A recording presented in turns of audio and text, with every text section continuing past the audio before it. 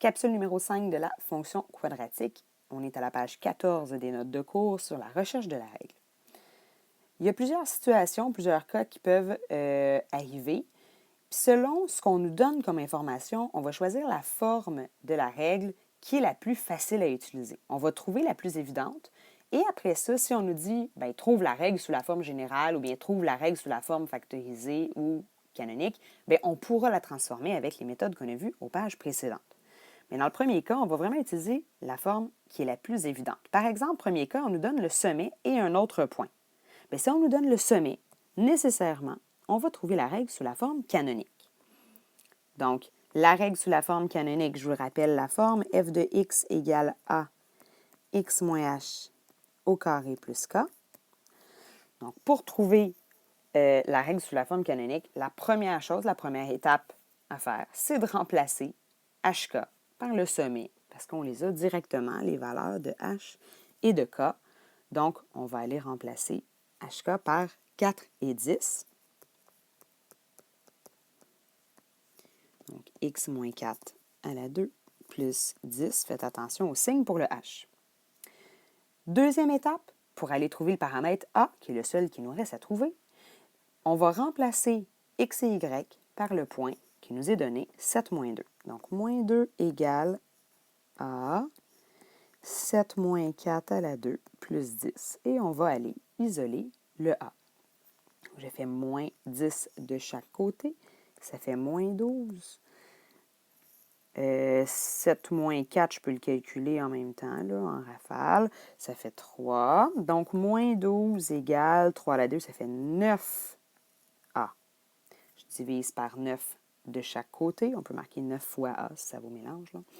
Donc, le a vaut moins 4 tiers. Ma calculatrice me donne la réponse en fraction réduite. La règle f de x égale moins 4 tiers x moins 4 à la 2 plus 10. Si on ne précise pas la forme de l'écriture que l'on veut, la forme de la règle, c'est votre choix de prendre le plus évident, donc celui qui arrive intuitivement.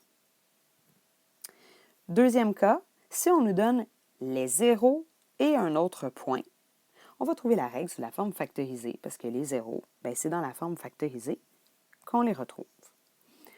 Donc, la forme factorisée, je réécris son allure pour m'aider. A fois x moins x1 fois x moins x2. C'est pas grave lequel est le numéro 1, lequel est le numéro 2, là, ça change absolument rien. Donc, les zéros sont 3 et moins 5, fait que je vais aller, premièrement, les plugger dans ma règle. Donc, x moins 3, puis x plus 5. Faites attention au signe dans les parenthèses lorsqu'on rentre les zéros à l'intérieur. Ensuite, même concept, on va aller que le cas précédent. On va aller remplacer x et y par le point qui est donné, donc 4, 6. Je vais remplacer y par 6. Et les deux x vont être remplacés par 4. Puis je vais aller calculer. Donc, 4 moins 3, ça fait 1. 4 plus 5, ça fait 9. Ça veut dire que 6 égale 9a. Et donc, que le a vaut 6 divisé par 9, ça fait 2 tiers. Et on retranscrit notre réponse. F de x égale 2 tiers, x moins 3, x plus 5. Si on m'avait demandé de l'écrire sous la forme canonique, la règle, j'aurais quand même trouvé la forme factorisée en premier.